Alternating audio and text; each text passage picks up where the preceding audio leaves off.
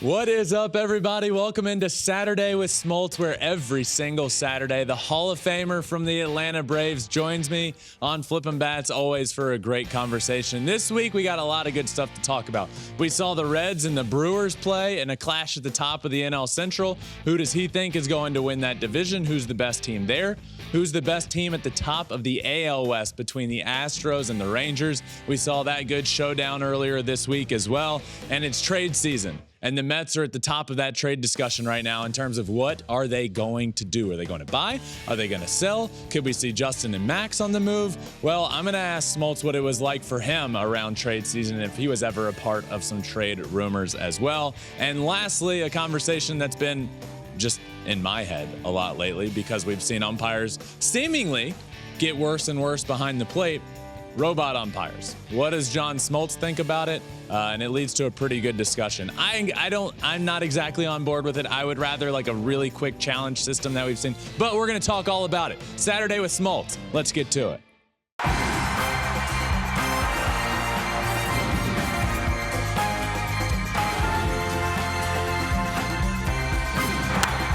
ball onto the track, at the wall, it's gone! Home run! Turns on a ball, deep right field, and gone! What a game, what a moment. All right, and I am pumped to be joined, as always, now by John Smoltz. John, welcome back in. How are we feeling? We're, a week plus out from the surgery now? How are things going? Things are going good. 1 week out today, and other than boredom, I have watched the most baseball games I've ever watched in my life in a 7-day period. John, I remember last week you were saying, obviously, this is the timing you needed to go through with the surgery. The one bad thing was the Fred McGriff getting inducted into the Hall of Fame, and you wouldn't be able to be up there for it. Did you watch it? Were you able to reach out to him?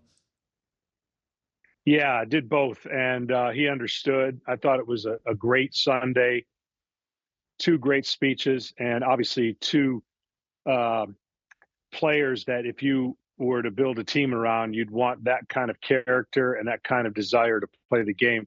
And they both did it different ways in their personality. For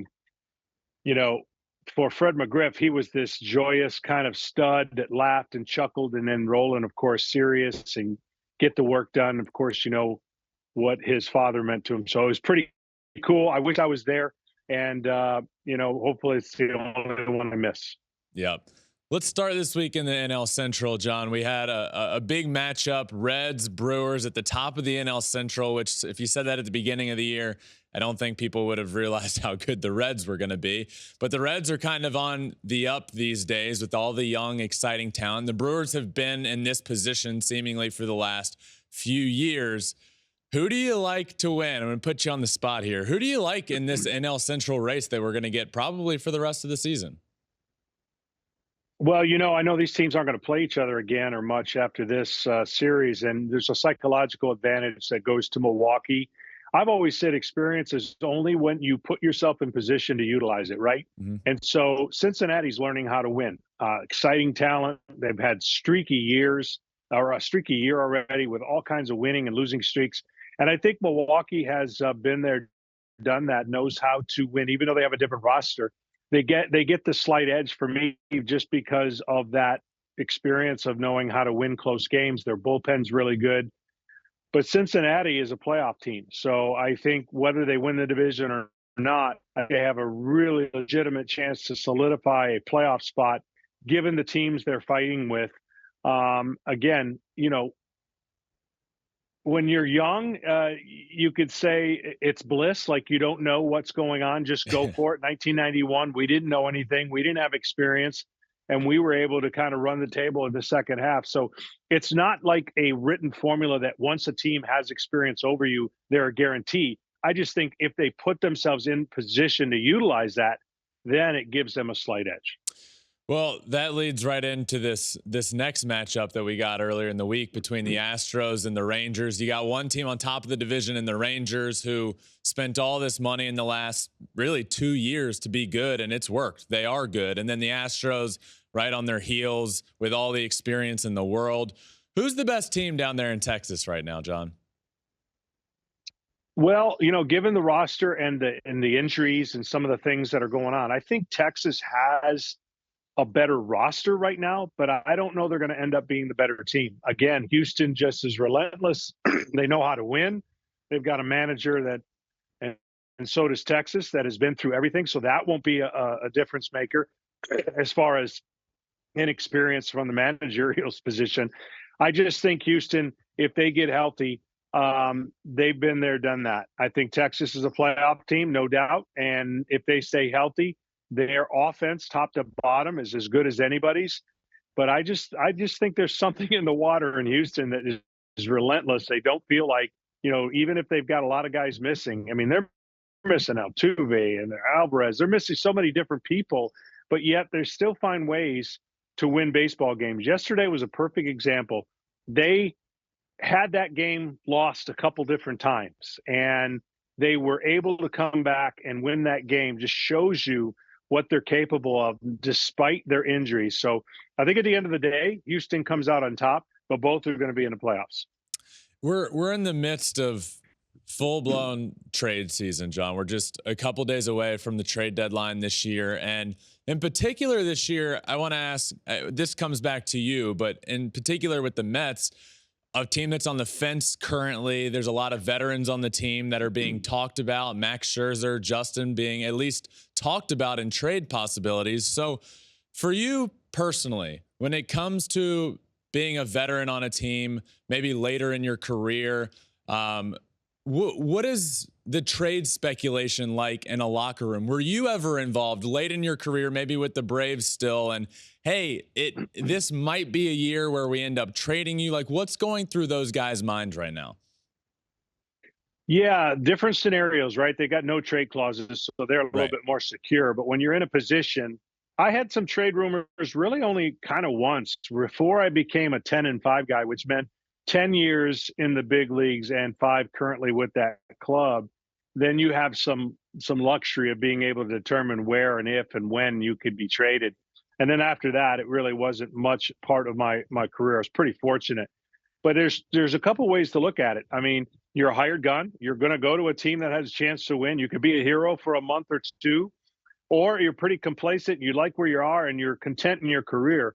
I think those two differences really determine whether or not, you're going to be happy in that position or not. So given these circumstances with Mets, I don't think it would take a strange and unique scenario for them to be okay with it. They're obviously making a ton of money. That's not the issue, but going to a team that would fit their kind of part of their career, right, where they're at in their career. I think they're both still have a lot in the tank. And again, I know a lot of people are trying to figure out the Mets, and it's been a very difficult thing to figure out. Given the teams and the stalling of those 5 teams in the current wild card race, all 5 of them are struggling right now. Yeah. Yes, that's a lot of teams to pass. But if you're the Mets and you can get going, you easily are better than 3 of those teams. But they haven't proven it. So it's going to be this is probably the tougher decision than the Ohtani scenario in the Angels on whether or not to trade him. It really is, because they've spent so much resources and their roster is good enough to make a splash in the playoffs. And then who knows, anything can happen. Much like what the Phillies showed. Yeah, the NL wild card race. We all thought it'd be Padres, Mets running away with a wild card spot, and then who can grab the third one. Well, it's been teams at the top that seemingly don't want to hold on to that wild card spot, with the Padres and Mets just lingering a good bit back. It's going to be a good race for sure. John, I know you said there was one year a little bit of trade speculation, and it made me think these days, every player that I feel like is involved in trade talks just goes on Twitter, goes on social media to hear their own trade news. What was it like, not even that long ago, 90s, early 2000s, when guys' names were being brought up via trade? Was it just wait until the manager taps you on the shoulder and says we need to talk? Yeah, we were still in the midst of a run. We weren't exactly where we needed to be around the All-Star break when that kind of noise gets thrown around. Of course, they go right to your home team. He's going to get traded to Detroit. That was being circulated. Yeah. But I was very fortunate. I had a lot of really good breaks early in my career to get me to Atlanta. I made it known that I wanted to stay there my whole career, almost fulfilled that, and very fortunate to have Bobby Cox as my manager, once a GM, traded for me. And there's so much volatility in this day and age where nobody's really safe based on performances and directions of the club. But I think this one's going to be different than any trade. I really do. I get the sense that, before there were enough bad teams that had really good players that you could market and trade. I don't know that that's the case this year. You've got more teams in the mix than ever before, in my recent knowledge. And I think it'll be a little bit difficult. I think you'll see one big blockbuster. I don't know how much movement that's going to be earth-shattering. We're going to see movement. We're going to see subtle trades that don't bring back a ton. The one I always thought would happen is Ohtani, and it's less likely to happen now. I think that was the one that has a chance to have been the greatest trade we could ever talk about for a 2-month rental. Mine was kind of similar, but I wasn't a big leaguer then. And what Doyle Alexander did for the Tigers, it certainly served them well for that year. But then the Braves benefited for a long term, in the trade that involved me. John, before I let you go, one more conversation, because we might have had this one a while ago, but I want to bring it back to you because I'm not exactly sure where you stand.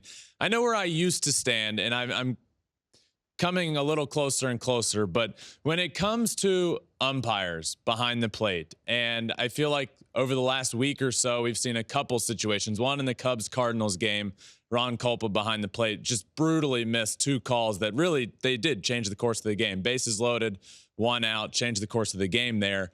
How do you feel about the potential of robot umpires? I've never been a fan of it. The reason being is I've been real consistent with the velocity and spin rate that's in the game. Top of the zone is impossible to hit. Now, I will say this. Here's my caveat. I'll be okay with a robot, RoboCop kind of umpire if they lower the strike zone. Hitting is hard enough at the velocity and the relievers that we have today. If they don't lower the strike zone, then this is a non-issue for me. Don't do it. Yeah. I know there's been some bad games. There has been. More recently, it's been more obvious than before. But what I'd make the concession is give that challenge like they do in the minor leagues to that player at the plate. One challenge, that's where the robo umpire would come into play. Was that a strike? Was it not? That would change the at-bat and the game in situations where you wouldn't be doing it every at-bat, every inning. But there'd be enough situations late in the game where a player recognizes that was a ball. I'm going to challenge it and get it right. I think that's a good concession, but I promise you that hitting with all the advances we've made with the rule changes and hits being more relevant now, it would go backwards if we had a robo ump, because the top of the zone is impossible. You touch the top of the zone, and I'm telling you that hitting is virtually going to be non-existent with the velocity. I mean, I just think about the end of the games with teams like Baltimore, who've got 4 guys almost that throw 100 and pitch at the top of the zone with great secondary stuff. They would be, they'd be drooling I'd be drooling if I was a pitcher. Justin Verlander, for example, may never give up a hit because he pitches so well at the top of the zone, and he's at the mercy of an umpire that given night. If they get that call, it's over. Yeah, I'm on the. That's exactly where I am. I would be fine with the challenge system, 1 or 2, just to alleviate a game ending on an egregious call. Like, fix the egregious call. If there's something that happens that's crazy, you have your one challenge there, that's fixed. But I'm kind of with you. I've never really gotten fully on board with the robot umpires. John, how would Bobby Cox do with a robot umpire behind the plate? Oh man, he'd be yelling at that. He'd be yelling at a robot umpire like you wouldn't believe. It would be fun to see, because who does he go after? The umpire behind the plate's like, "Hey, I didn't make the call," and it would be certainly. It'd be interesting to see if there still would be an ejection, right? Because if you argue balls and strikes, you're ejected, but who's ejecting you? So. Those there, that day is over, and I sure miss those days where Bobby was fighting for his pitchers. John, always a lot of fun, my friend. I appreciate you for joining me. Until next week, thank you.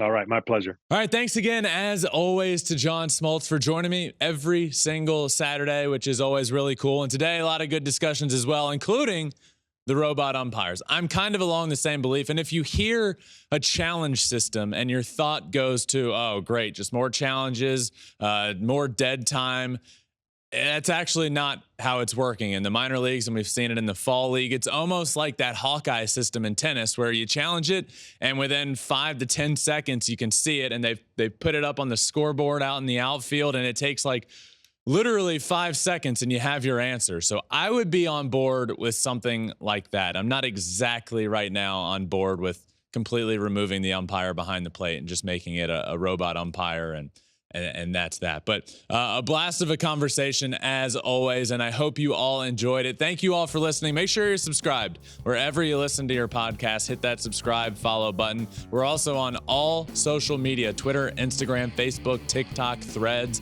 and you can watch everything we do on YouTube at Flippin Bats Pod for all of them. Thank you all for listening to this Saturday episode of Flippin Bats. We are just a couple days away from the trade deadline. Hold on tight. It's going to get wild. Until next time, my friends, this has been another episode of Flippin' Bats. Peace.